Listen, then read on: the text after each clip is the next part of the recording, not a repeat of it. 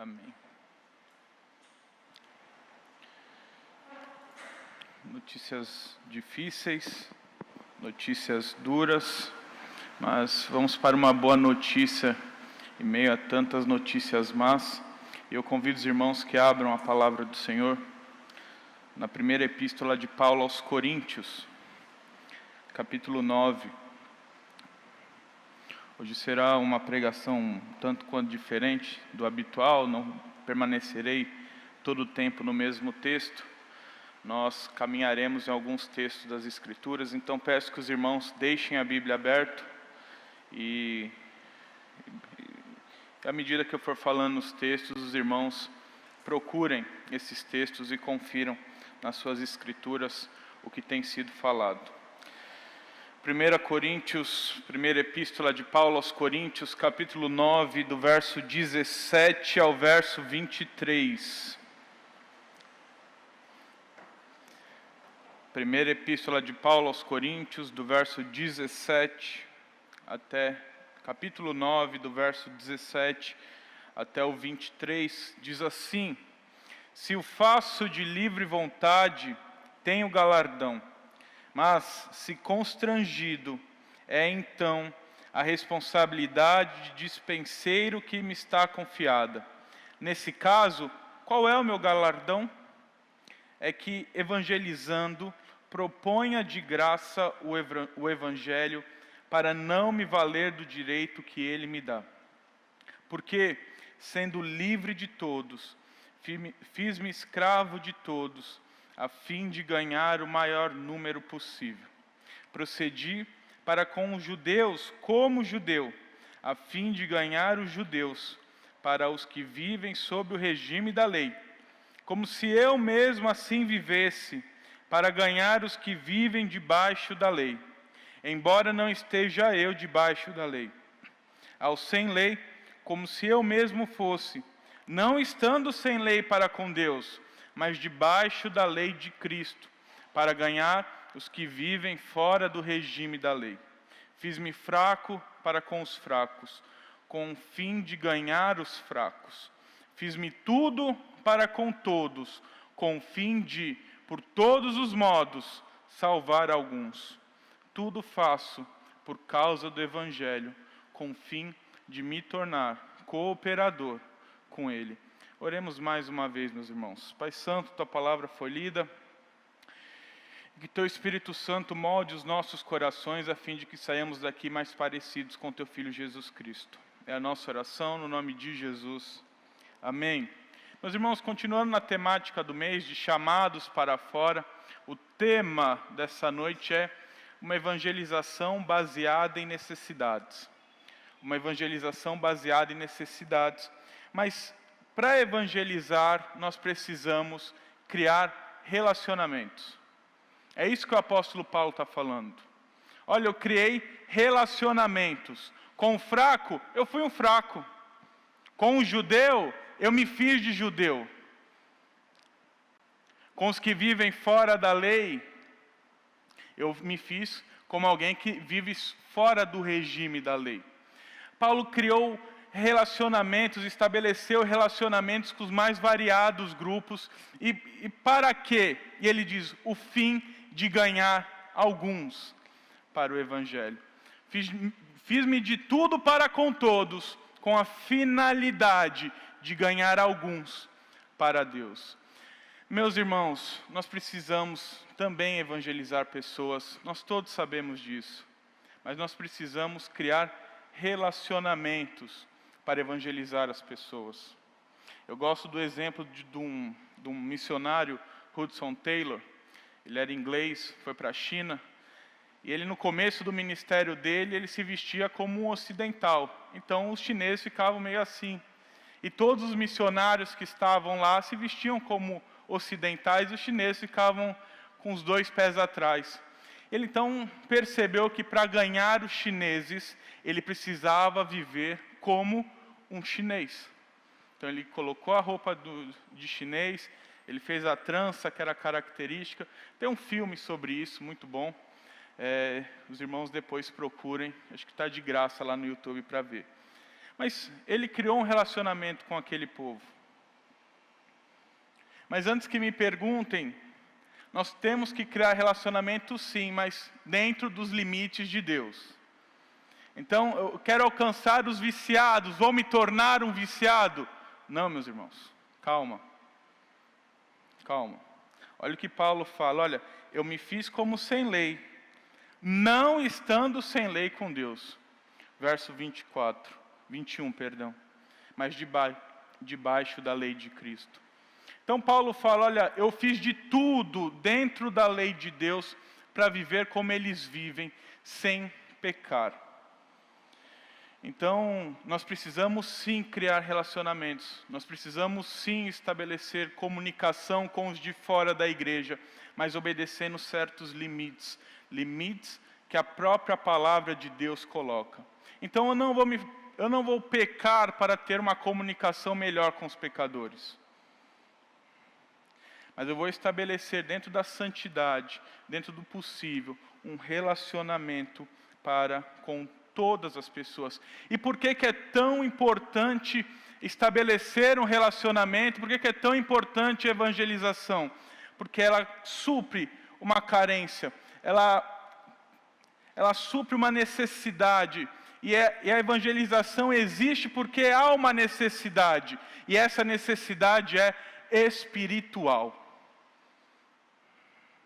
Então, evangelização baseada em necessidade, uma necessidade espiritual. E essa é a primeira lição que eu quero tirar com os irmãos aqui.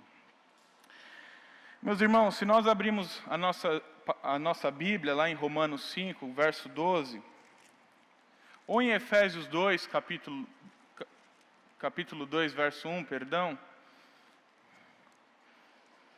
Efésios 2 ou Romanos 5, 12. Romanos 5, 12 diz assim: portanto, assim como por um só homem entrou o pecado no mundo, e pelo pecado a morte, assim também a morte passou a todos os homens, porque todos pecaram. Efésios 2:1 vai falar que nós éramos mortos em nossos delitos e pecados. Meus irmãos, todo homem é totalmente pecaminoso, é totalmente depravado. A condição de culpa do homem por causa do pecado de Adão vai muito além do pecado que ele comete. O que significa que você não necessariamente precisa pecar para já estar condenado. Você, ao ser formado no ventre da sua mãe, já está condenado. Já recebe toda a culpa do pecado do primeiro Adão. Toda a culpa daquele primeiro pacto que Deus fez com Adão. Então todos os homens nascem mortos, nós nascemos mortos espiritualmente. E todos aqueles que não estão no corpo de Cristo estão mortos espiritualmente. E por mais que nós tenhamos a impressão de que alguns buscam a Deus, de que alguns querem a Deus, a Bíblia diz no Evangelho de João, capítulo 6, verso 44, e capítulo 5, verso 40, que o homem não quer e o homem não pode chegar até Deus. O Evangelho de João, verso 6, diz assim, capítulo 6, verso 44, diz assim: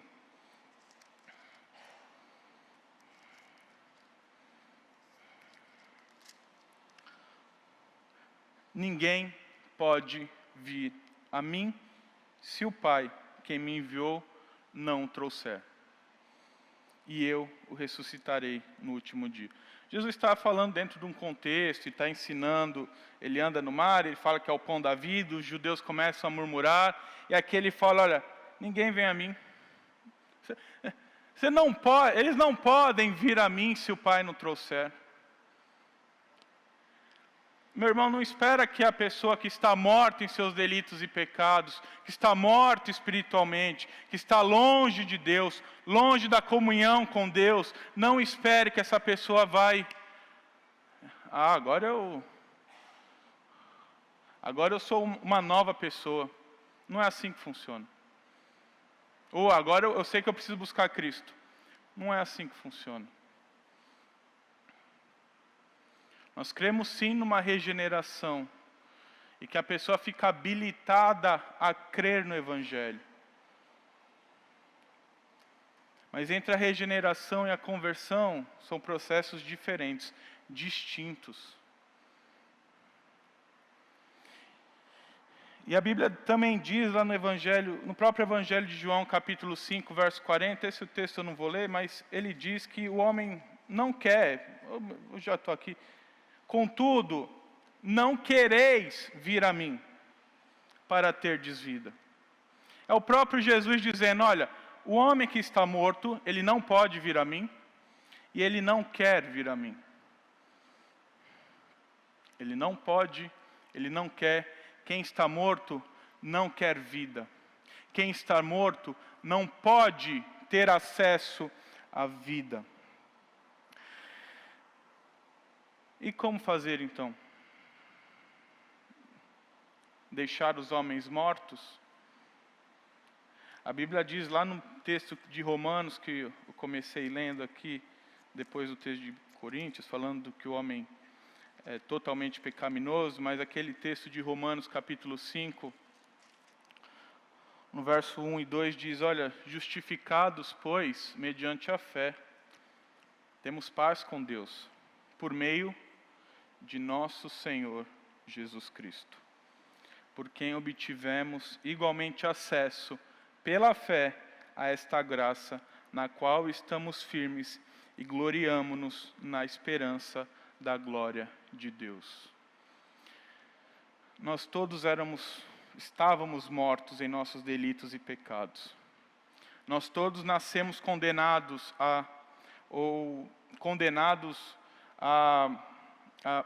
ao inferno, ao lago de fogo e enxofre, à condenação eterna, porque nós somos pecadores.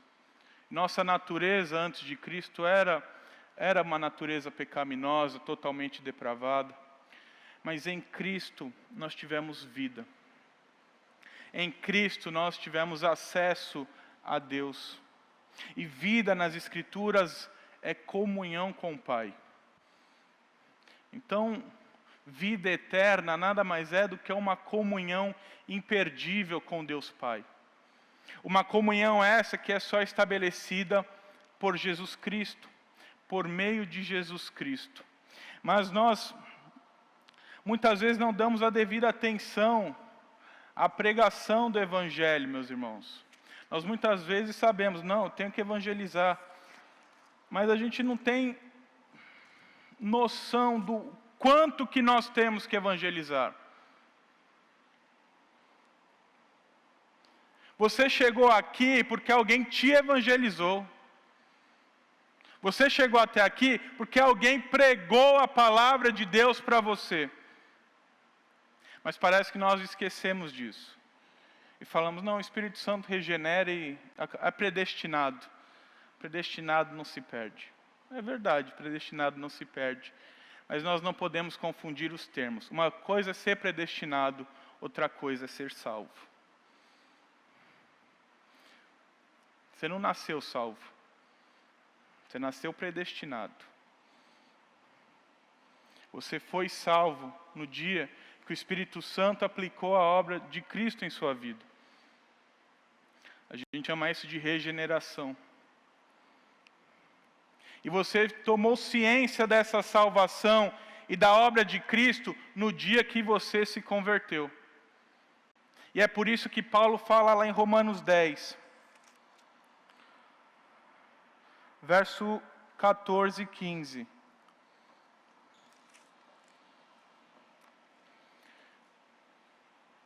Falando sobre quem invocar o nome do Senhor será salvo. E ele faz algumas perguntas retóricas. Como, porém, ao verso 13, todo aquele que invocar o nome do Senhor será salvo. Aí o verso 14 ele diz, como, porém, invocarão aquele em que não creram? E como crerão naquele de que nada ouviram? E como ouvirão, se não há quem pregue?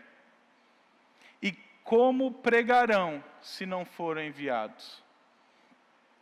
como está escrito, quão formosos são os pés do que anunciam boas novas. Ele faz uma referência a Isaías 52, verso 7.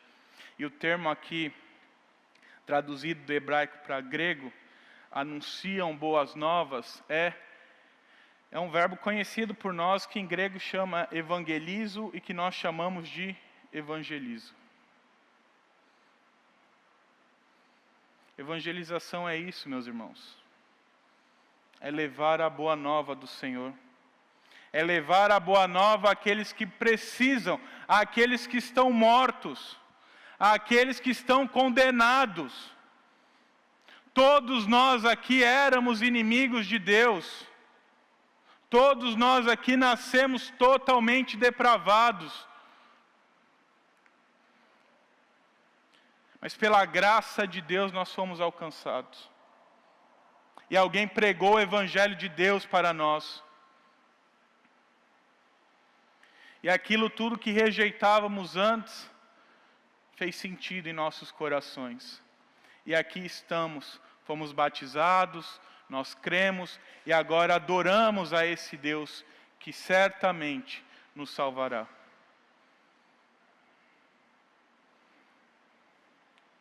É por isso que a evangelização é tão importante. Porque ela está baseada na maior das necessidades. A necessidade espiritual. Uma necessidade que o homem tem de se relacionar com Deus. E um relacionamento que foi perdido por causa do pecado do homem. Um relacionamento alienado que não existe mais. E que só é restaurado por Jesus Cristo. Que só é restaurado pela pregação do Evangelho. Um chamado que Deus nos deu. E é por isso, meus irmãos, que é tão importante estabelecer relacionamento para pregar o Evangelho. Eu não estou falando que aquelas pregações que acho que todos já vimos, a pessoa lá na praça, gritando, falando, Jesus vai voltar, arrependam-se dos seus pecados. Eu não estou falando que não serve. Eu estou falando que o modo mais efetivo de ganhar pessoas para Cristo é através dos relacionamentos. E é por isso que Jesus nos chama a fazer discípulos. Não sair correndo e gritando por aí. Relacionamentos, meus irmãos. Então, tenha a noção exata do que é evangelismo, perdão. Não pense como um hipercalvinista, por exemplo, que Deus predestinou, Deus vai salvar do jeito que Ele quiser, que eu não preciso evangelizar e está tudo certo. Que um anjo vai aparecer na porta da pessoa, não sei o que passa na cabeça deles. E nem como um semi-pelagiano que acredita que a pessoa, ela consegue responder por si mesma ao chamado do Evangelho. Ela consegue por si mesma falar assim, não, eu sou pecador. Reconhecer em si mesma, não, eu sei que eu sou errado. Nós vimos na palavra de Deus, a pessoa não quer, a pessoa não consegue. Tem a noção exata de que, olha, eu preciso evangelizar, preciso criar relacionamentos com todas as minhas forças, mas tudo depende do Espírito Santo de Deus. Porque se o Espírito Santo de Deus não regenerar o coração, não adianta nada. Nunca vai fazer sentido. Nunca vai haver mudança. Mas também não espere que anjos façam uma obra que Deus chamou você para fazer. Então aquele familiar seu que não é crente, é você que tem que pregar o Evangelho. Aquele seu amigo, aquela sua vizinha, seu vizinho, somos nós, meus irmãos, os portadores das boas novas. Deus nos deu essa missão maravilhosa. E pensa, olhando para a própria Escritura, o exemplo dos apóstolos.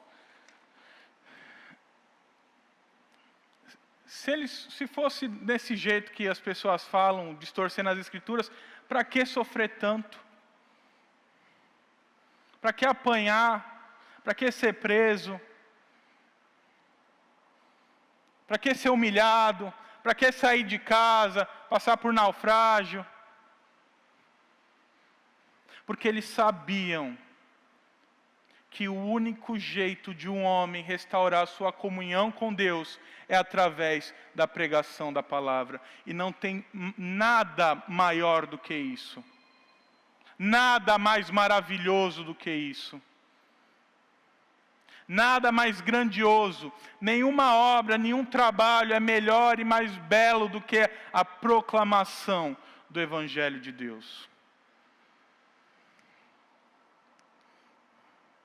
Mas essa ciência de que nós vivemos numa sociedade caída, de um mundo caído, e que pessoas estão caídas, e que nós precisamos levar a boa nova, faz com que nós olhemos para dois alvos.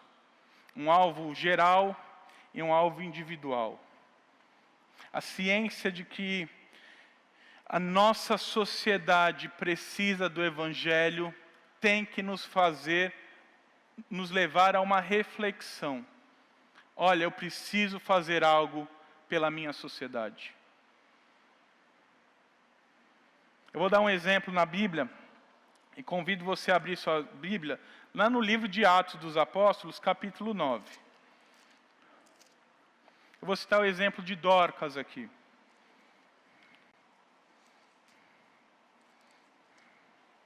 Dorcas foi uma mulher que entendeu a necessidade espiritual da sua sociedade. Verso 36 ao 43 diz assim: havia em Jope uma discípula por nome Tabita, nome este que traduzido quer dizer Dorcas.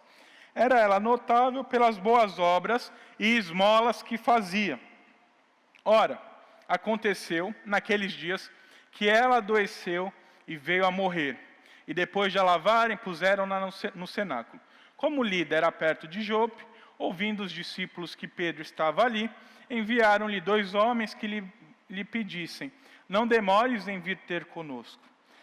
Pedro atendeu e foi com eles. Tendo chegado, conduziram-no para o cenáculo, e todas as viúvas o cercaram, chorando e mostrando-lhe túnicas e vestidos que Dorcas fizera enquanto estava com elas. Mas Pedro, tendo feito sair a todos, pondo-se de joelhos, orou, e voltando-se para o corpo, disse: Tabita, levanta e anda. Ela abriu os olhos e, vendo a Pedro, sentou-se. Ele, dando-lhe a mão, levantou-a e, chamando os santos, especialmente as viúvas, apresentou-a viva.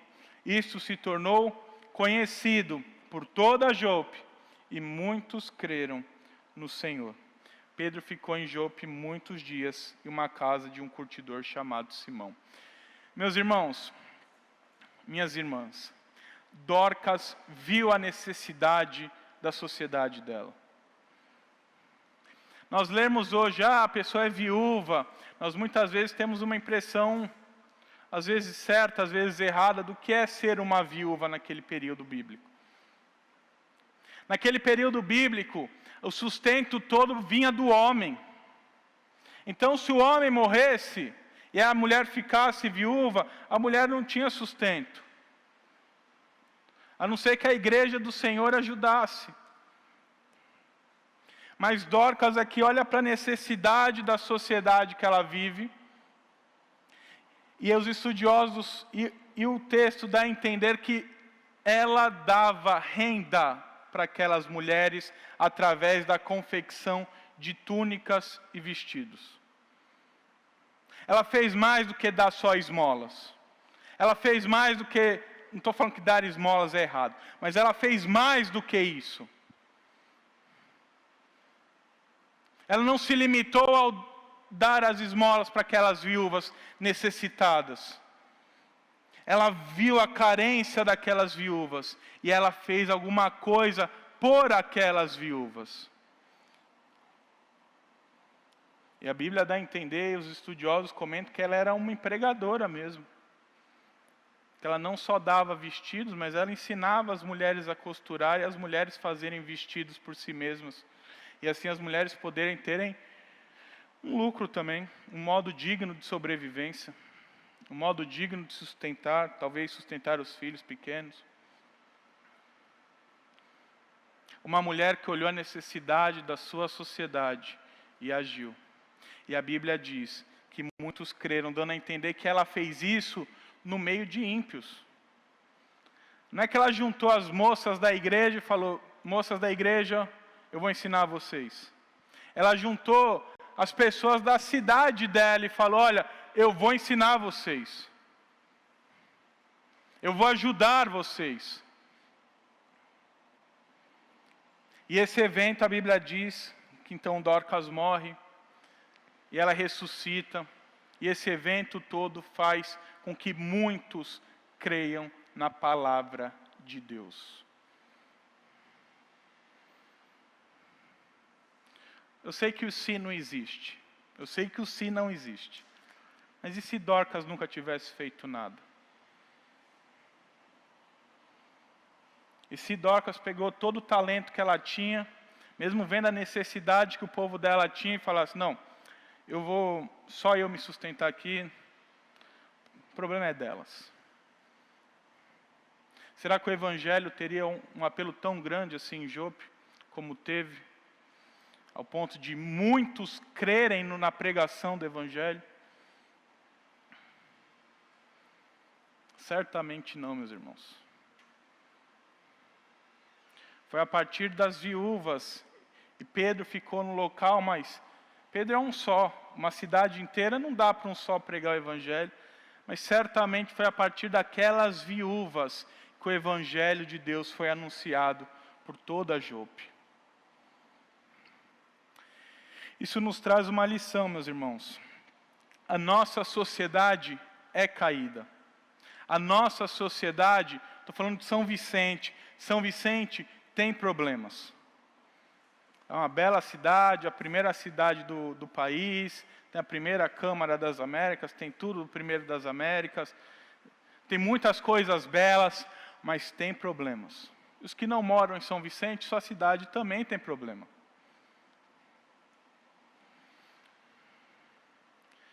Mas o que você pode fazer para ajudar? Nós temos um péssimo hábito de: a igreja resolve.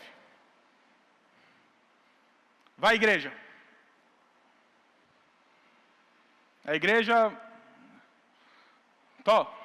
se vira. Quando na realidade, chamada para todos nós, como igreja do Senhor. Todos nós, olha, eu tenho um talento tal, a cidade precisa disso. Vai e faz. Vai e faça. Olha, eu joguei bola, mas eu me machuquei, eu sei que a minha cidade é carente de um projeto social. O que te impede, meu irmão, de ensinar meninos a jogarem bola? Os ímpios fazem isso.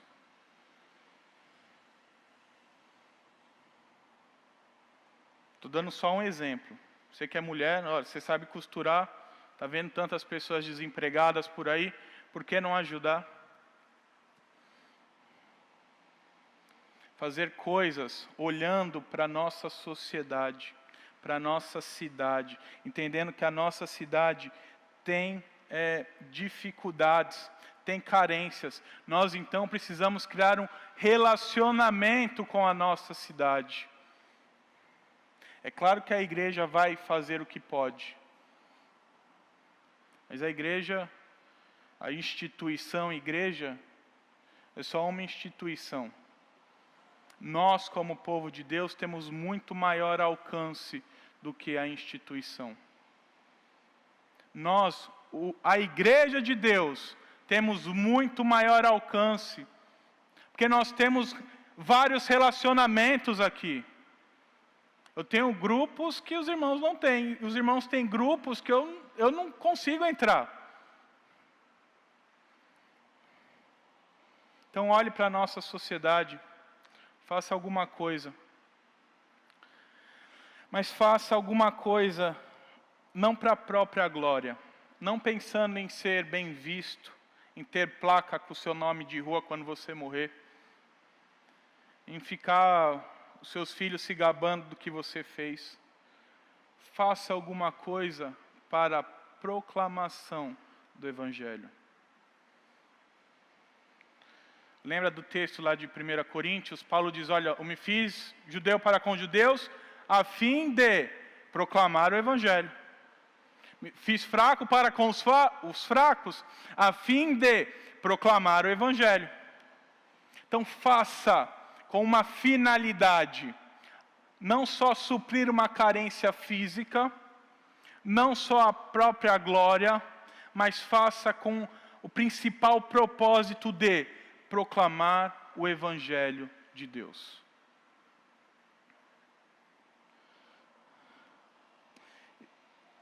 E nós temos um exemplo bom, meus irmãos, que é Cristo. Se nós abrirmos lá em Marcos 2,15, depois os irmãos podem abrir, a Bíblia diz que Jesus se reunia com pessoas cristãs, com pessoas de boa fama? Não. Eu não enxergo, mas tudo bem. Mas Jesus, a Bíblia fala que Jesus se relacionava com pessoas de má fama. Está lá? Então está lá. Jesus se relacionava com pessoas de má fama. Sabe esse pessoal que a gente diz que não presta? Era com esses que ele se relacionava. Para mudar a sociedade, meus irmãos. Você não vai mudar a sociedade se reunindo com quem já está mudado. Se eu e você pensamos como cristãos verdadeiros, e se reunir eu e você, não vai mudar outras pessoas. Nós precisamos criar relacionamentos com aqueles que não têm Cristo. Com aqueles que são diferentes de nós. Nós vimos então a necessidade geral, uma necessidade ampla, uma necessidade da nossa cidade. E com o templo fechado e tudo fechado por conta da pandemia, nós vamos ter um tempo de reflexão para pensar, olha, o que eu posso fazer pela minha cidade? No que eu posso ajudar a minha cidade? Não precisa de prefeitura envolvida. Não precisa da instituição, igreja envolvida. Ah, mas eu preciso dar um espaço da prefeitura? Tudo bem, vamos conversar tudo. Mas o que você pode fazer para ajudar a melhorar a sua cidade? A alcançar vidas para Cristo na sua cidade. Nós vimos então essa visão mais ampla, mas nós temos que ter também uma noção mais individual. Nós temos que entender também que cada indivíduo tem uma necessidade espiritual. Cada indivíduo tem uma necessidade espiritual. Eu quero comentar só o texto que está em Atos também, capítulo 16, que é o texto de Paulo e Silas preso. Só fazer algumas breves considerações. Que Paulo e Silas são presos por causa de injustiça. Eles foram presos porque expulsaram um demônio. E aí o povo que ganhava dinheiro com o demônio mandou prender Paulo e Silas. Eles são açoitados e levados para o interior da cadeia. Na cadeia romana existiam 3 níveis, eles estavam no interior, que é o pior nível. É onde ficava o pior preso. Lá estavam Paulo e Silas. Paulo e Silas cantaram louvores, louvores, louvores, e na madrugada, acho que meia-noite, surge um tremor, por volta da meia-noite, surge um tremor, todas as cadeias se abrem. E aí a Bíblia diz no verso 27 que o carcereiro despertou do sono, com tudo abrindo, com esse terremoto todo, e já puxando a espada para se matar, supondo que os presos tinham fugido. Paulo e Silas falam, não faça isso. Eles gritam lá de longe, estavam no interior da cadeia: não te faças nenhum mal. Meus irmãos, uma pergunta importante. Eles estavam presos numa prisão. Os presos já tentam fugir da prisão com tudo fechado. Agora imagina que tudo se abriu e o carcereiro está dormindo.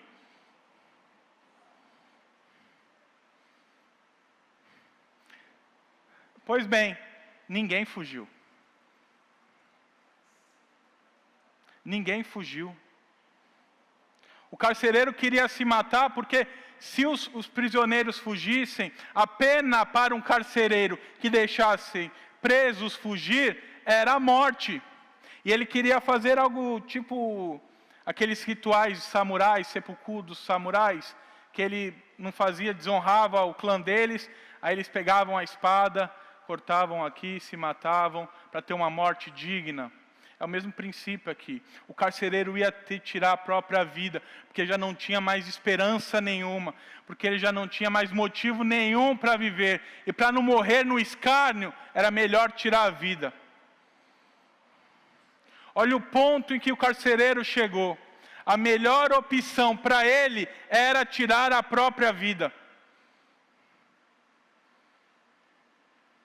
E aqui eu vou confessar um pecado meu. Se eu sou prisioneiro, sou preso injustamente, e surge um terremoto do nada,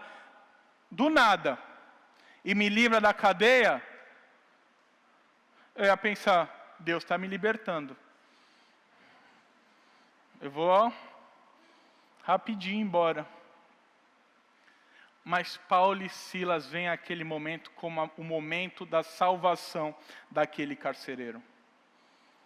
E ele brada de longe: não te faças nenhum mal. E a Bíblia continua e diz que ele faz uma pergunta objetiva para Paulo e para Silas: o que eu faço para ser salvo? Que devo fazer para ser salvo? Verso 30. E Paulo e Silas respondem: crê no Senhor Jesus e serás salvo, tu e a tua casa. E a Bíblia conta aqui no verso 34 que ele crê, ele se batiza, e então alguém que estava desesperançoso, alguém que tinha a melhor saída, tirar a própria vida, a melhor ideia era tirar a própria vida. No verso 34 diz que ele manifestava grande alegria por terem crido em Deus. Quantas pessoas, meus irmãos e minhas irmãs, não têm o mesmo sentimento desse carcereiro? Que pensam que a melhor saída é tirar a própria vida.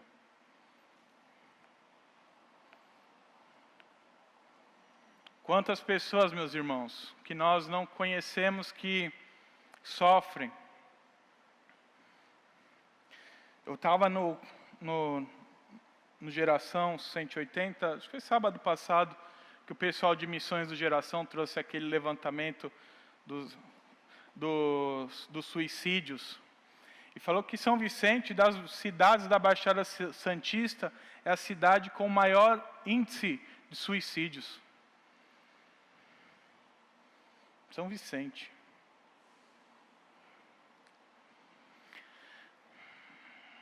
Meus irmãos, muitas pessoas precisam de uma resposta às principais indagações da vida dela. E elas não têm onde encontrar. Elas já tentaram de tudo e não encontraram resposta. E a resposta nós temos, que é Jesus Cristo.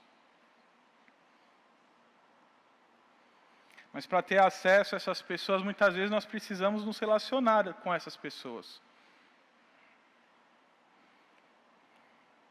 E mesmo com aquelas que não pensam em se matar, mas que você olha e fala: olha, nossa, ele é muito feliz, a família dele é boa, o emprego dele é bom, tudo é bom na vida desse rapaz, dessa moça, até essas pessoas precisam de Cristo.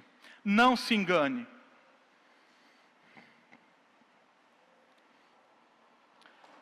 Calvino fala que nós temos uma semente de divindade aí, uma semente religiosa, um senso de divindade, e que faz com que nós tenhamos sempre um Deus.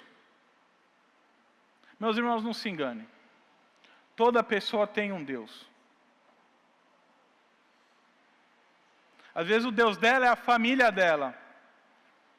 E aí ela cria uma felicidade, uma ideia de felicidade vazia, uma ideia de amor errada, uma ideia de alegria longe do que é a alegria verdadeira. E nós achamos, nossa, mil maravilhas com a vida dele. Não está. É por isso que nós vemos que muitas pessoas tinham tudo, eram super felizes, e aí perderam alguma coisa e desestabilizaram totalmente. Porque fizeram dessa coisa que ele perdeu o seu Deus. Uma coisa vazia, fútil. Dinheiro, família, tudo isso se pode perder. E todos precisam da verdadeira alegria, da verdadeira paz, do verdadeiro contentamento, do verdadeiro amor, da verdadeira comunhão com Deus, que é Cristo Jesus. Então pregue a Cristo a todas as pessoas. Todas as pessoas precisam de Cristo.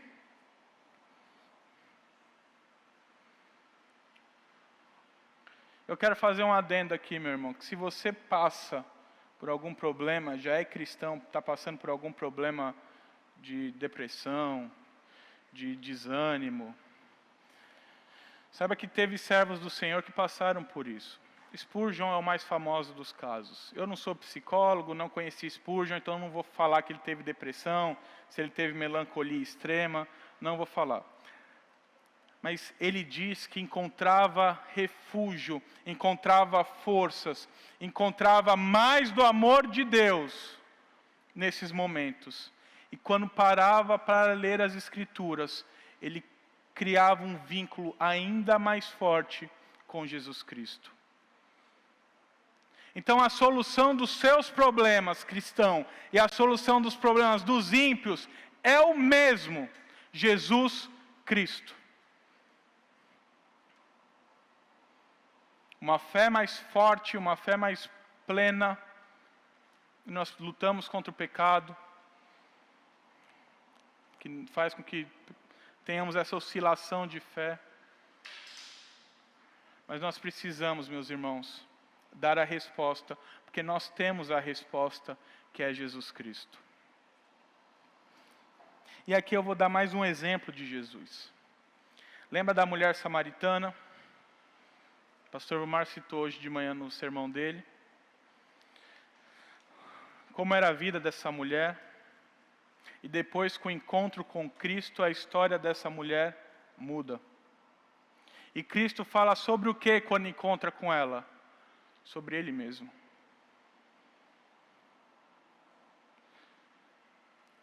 Você quer ver a história dos seus pais serem mudadas? Eu tenho uma família não crente. Adoraria ver todos aqui. Isso só será possível através da pregação do Evangelho a essas pessoas. Seus amigos, pregue o Evangelho. Fale de Cristo. E eu quero concluir dizendo que a maior necessidade é a necessidade espiritual. Mas a nossa sociedade, ela é uma sociedade que tem uma necessidade espiritual. Os nossos amigos, os nossos irmãos, familiares mesmo, de sangue, os nossos parentes, os nossos pais, todos aqueles que não são crentes, eles têm também uma necessidade espiritual. E nós precisamos criar vínculos com essas pessoas, a fim de proclamar o Evangelho a essas pessoas. Não se engane, meu irmão e minha irmã. chegar numa pessoa que não quer nada com Deus, que não quer nada com Deus, chegar já falando de Cristo, a resposta muitas vezes é: sai daqui que eu não quero escutar isso.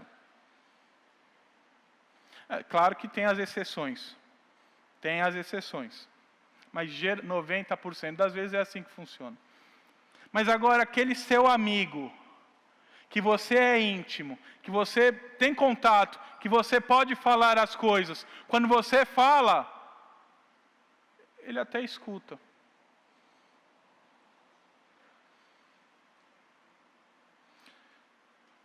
Quantas e quantas vezes eu tentei falar de Jesus lá no ambiente, com os amigos da minha irmã, direto assim, e a resposta foi: sai daqui.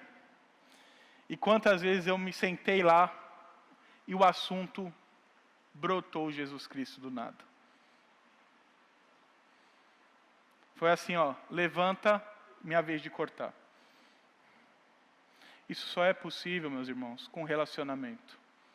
Isso só é possível quando nós nos fazemos de fracos para com os fracos. Quando nos colocamos sob o regime da lei para os que estão sob o regime da lei, como diz Paulo lá aos Coríntios. Que Deus nos abençoe. E que saiamos daqui mais parecidos com Jesus.